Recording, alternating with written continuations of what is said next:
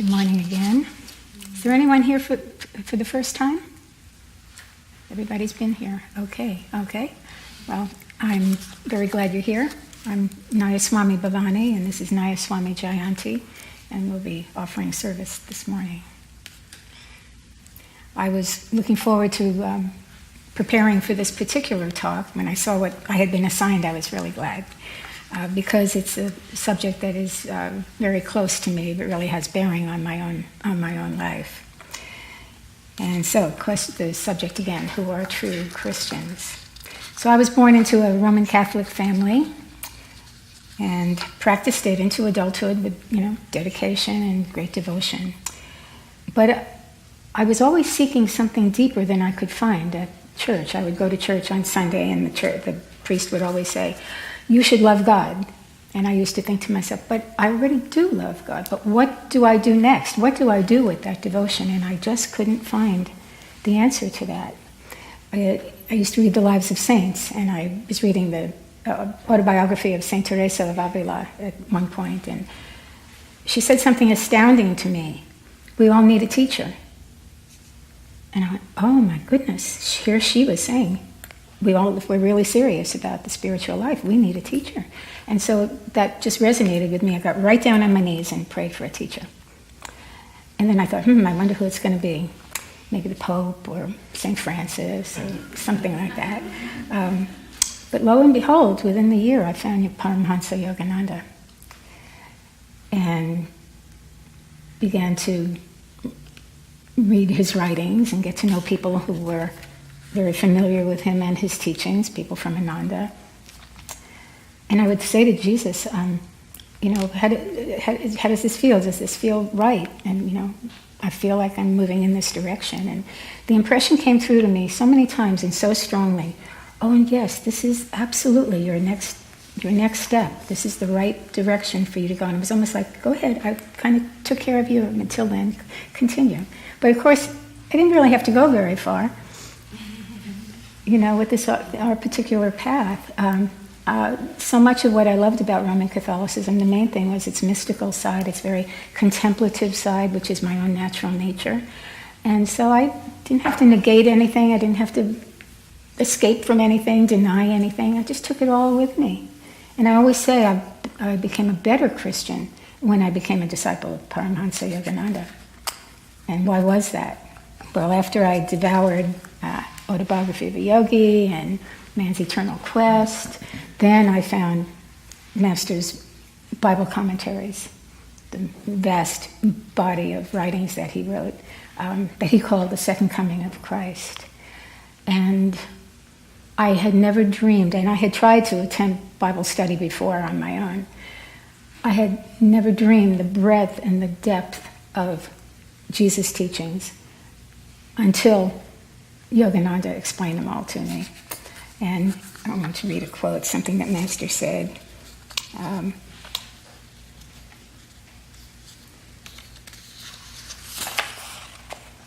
I can't find it at the moment, but what it was, what he was saying was that Jesus' teachings were completely analogous to anything that is in the Vedic teachings, that they were exactly the same, saying the same thing. And of course, through the years, all my studies of Master's writings on the Bible, and then later on, I went into Master's teachings on the Bhagavad Gita, again, vast body of writings.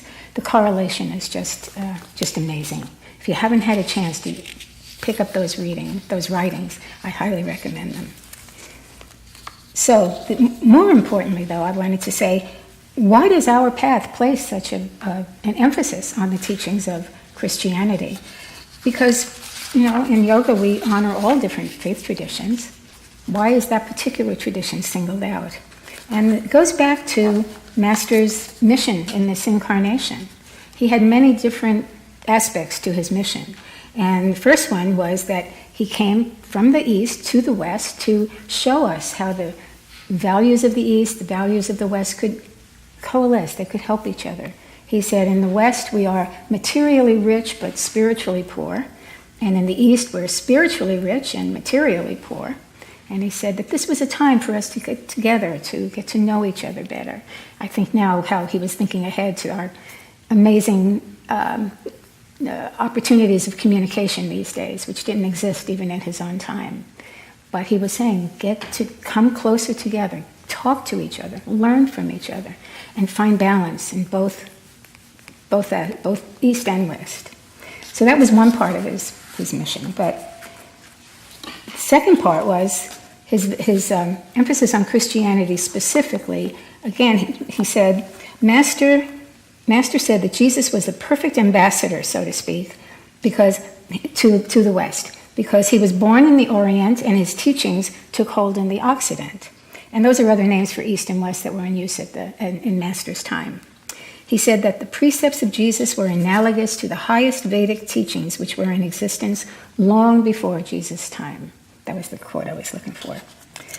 Now, Master showed not only how the teachings of what he called original Christianity, meaning as actually taught to Jesus, were teachings that encouraged God realization, but he also brought to the West the advanced meditation technique of Kriya Yoga to help people who wanted to go deeper into the spirit. So it was that balance of East and West, it was the emphasis on Christianity, it was the technique of Kriya Yoga. The Master was a world teacher, and not everybody was ready for the teachings that he brought, but he had other things to share, and he wanted to help people learn what he called the art of living. I love that term that he used all the time. And so he was here to help other people just learn to be, he wanted to give them tools that would help them to be more successful in their daily living. And so these are some quotes from Man's Eternal Quest, the titles of some of the articles there, which are a compilation of talks that Master gave through the years. And so, under the art of living, the divine art of making friends, overcoming malignant moods, habit, your master or slave, how to be happy at will. These are all teachings that are just going to help people to live more consciously, live more successfully in this life, even if they weren't quite ready to dedicate their lives to God. He also talked about churchianity as the opposite side of original Christianity, and he was saying that in more modern times we had more often in churches we had churchianity rather than we weren't hearing about original Christianity, which in my own mind I kind of think, okay, when Jesus was alive, he was talking to people and telling them, you can know God. It is possible to know God, and I can show you how. Let me show you. That's the message of original Christianity. And all too often in more modern, contemporary Christian churches, what we hear is, well, if you're not a good person, you're going to go to hell. So you basically better, figure out where that line is, where you can, keep on doing what you're doing, but not go below that line where that's it. So the emphasis is very different, and the goal is very different. So Master, of course, concentrated on the higher aspects of what Jesus' teachings were all about. So am I a true Christian? Who are true Christians? I wanted to share with you, just for fun, some things that I experienced recently. I went to Italy back in May, and I had been there 3 years ago with the Sacramento pilgrimage, which was absolutely wonderful and unforgettable. And I was very, very happy to go back. This time, my brother lives in Italy, so went to visit him. And this particular time, we went to Sicily, and that's where our grandparents were born. So I won't go on and on about how wonderful the food was, and how everybody we saw looked just like one of our relatives. But I want to tell you about an evening that we had. We went to the city of Syracuse, which is in the southeastern part of Sicily. And we were on a little island. Our hotel was on a little island called Ortigia. And we were checking in, and the woman behind the desk said to us, "Oh, you're here for a very special night." She said, "There's a festa happening, a feast day." And so she told us about it, and she said it was the feast day of Santa Lucia, Santa Lucia, who was the patron saint of Sicily. And so my brother and I went right to our rooms, put our bags down, and went right over to the Duomo. The Duomo is the big piazza in any town in Italy. And that's where the main church is, the basilica. So by the time we got there, late afternoon, maybe about 5:30, something like that, there were several hundred people there. And so we joined. There was a band all dressed up nicely, and everybody was tuning their instruments and getting ready. And very shortly, like within a half hour, hundreds of people more. There was a big crowd there.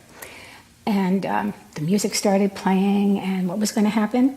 The saint was going to be brought out of the church. And so here she comes. And she was absolutely beautiful. Very tall statue on a big pedestal, made of silver, all silver, just amazing. And you can see as it was getting dark, eventually there were lights around the base of this statue, which they lit as it got darker.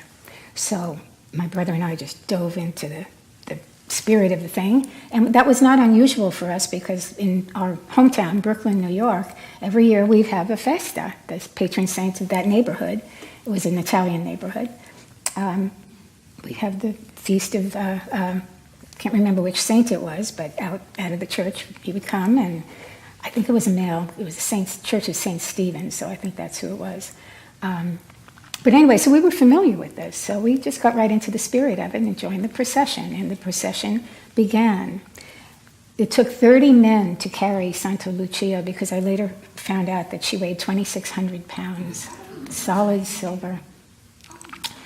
And so 2 long poles and 30 men all holding the poles, and they would go like about every 20 steps, and then they'd stop and rest. And we were walking down this very narrow streets, and I was very impressed with how calm the crowd was. There was nothing restless about this crowd. Everybody was calm. There wasn't a lot of interaction, a lot of people talking to each other, and there were families. The children were very calm. Everybody was, participating in a way that was filled with awe and reverence and respect, and it was really beautiful.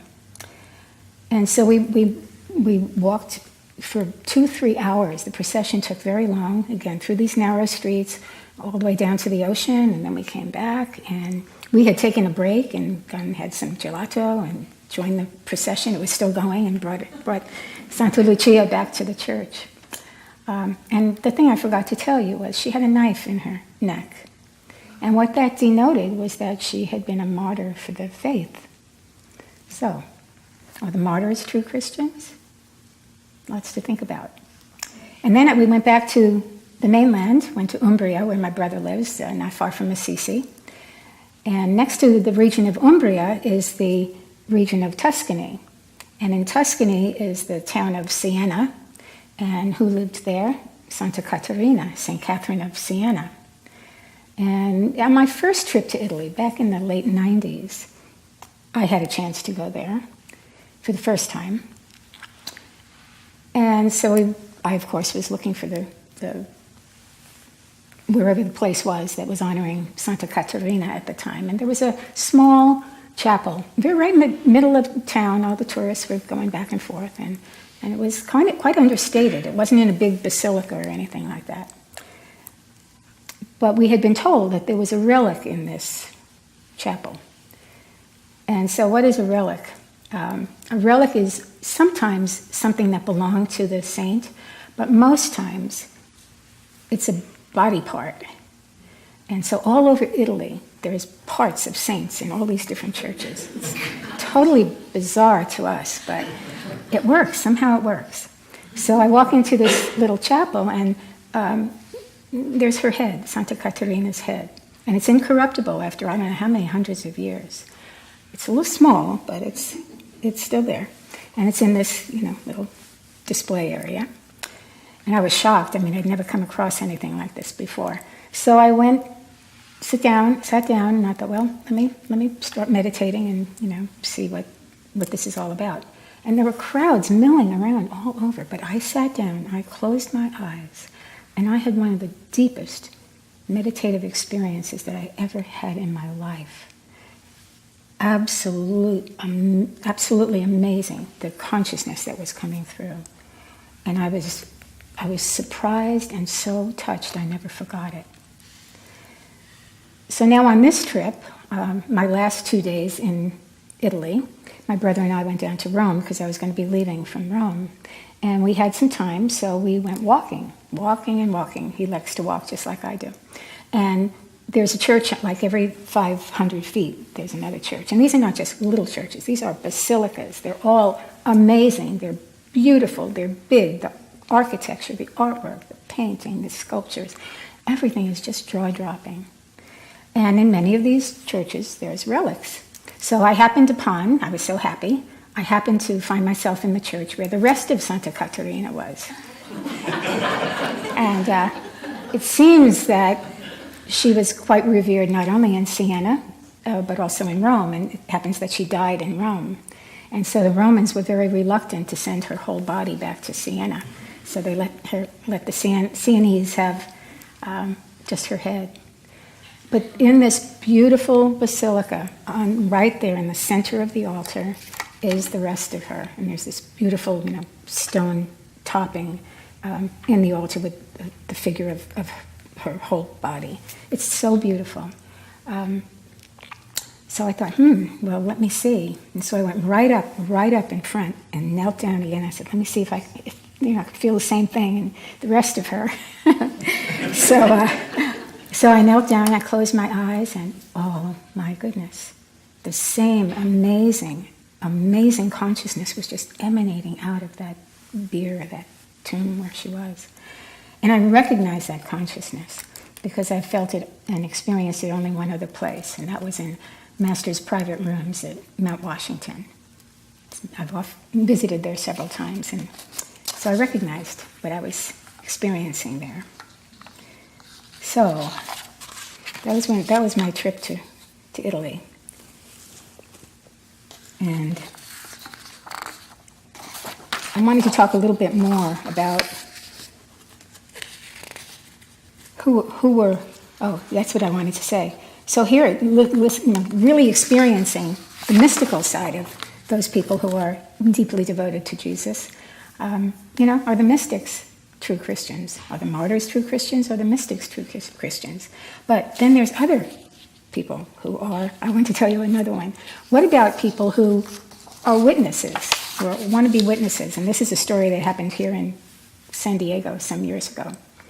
I was visiting some relatives down in San Diego, and they lived in a small park, and it had a clubhouse. And my twins were about 11 years old at the time.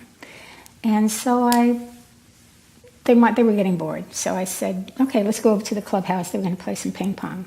So we walked into the room, and as we did, into the big room of the clubhouse, but there was a little room off to the side, and there was a TV in it, and there was an elderly woman sitting there watching it. And I just happened to notice as I was walking in that she was watching the 700 Club, and that's a fundamentalist Christian background type of show. It was very popular in those days.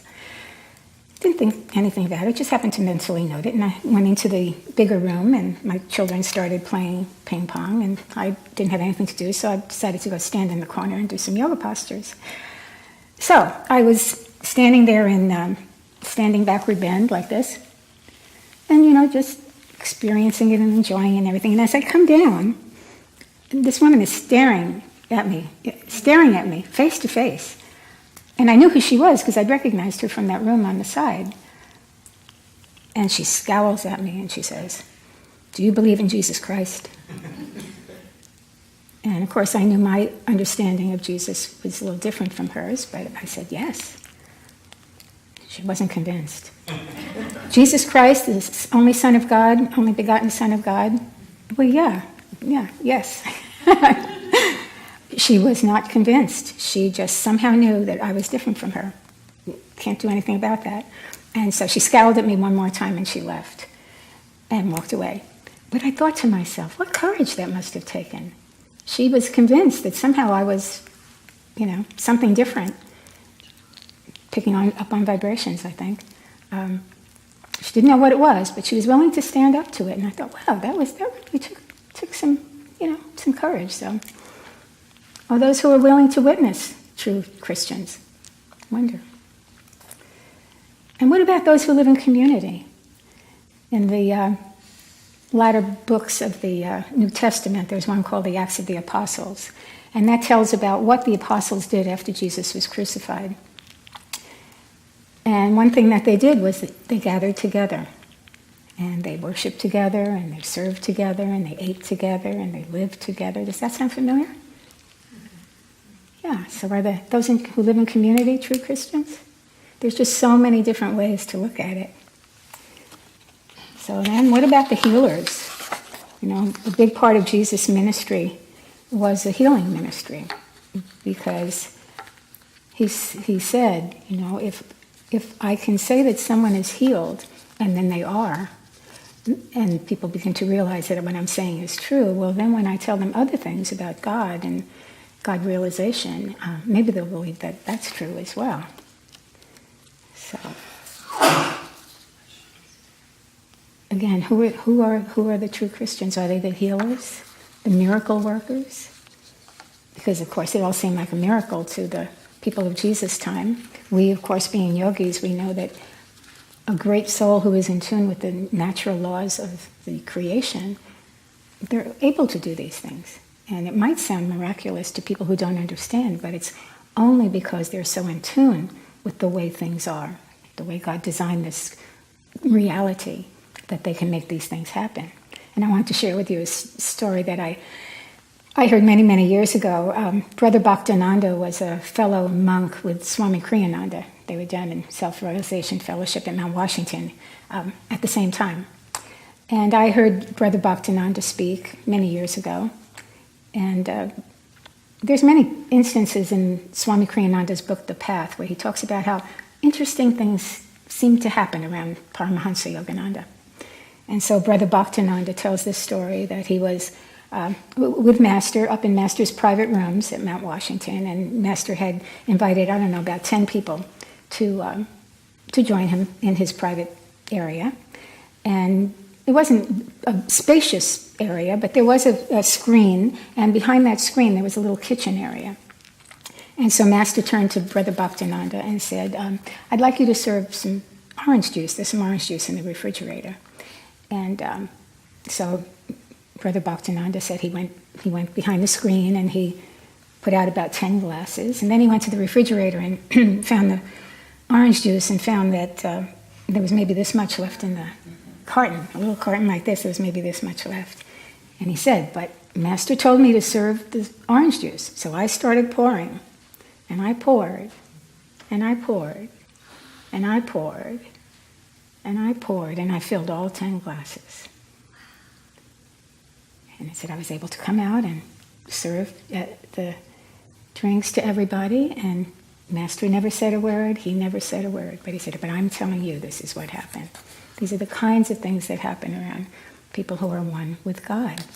They're one with the universe, they're one with all consciousness, so all of those things are possible.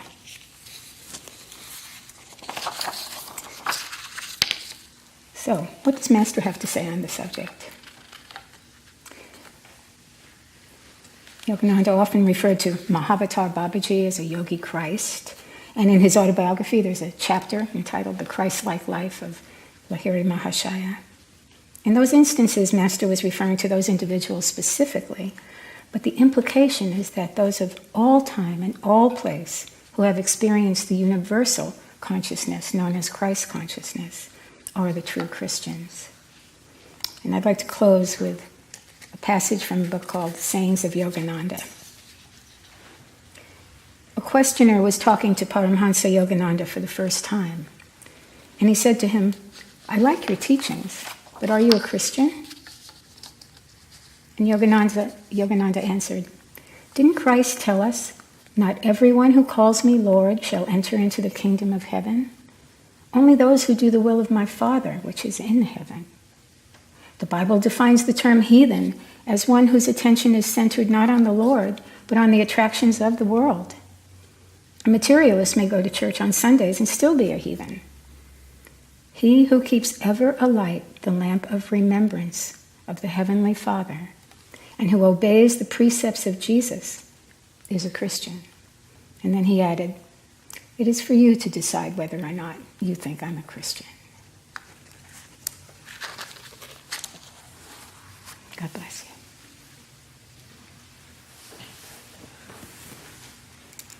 We'll have our offering.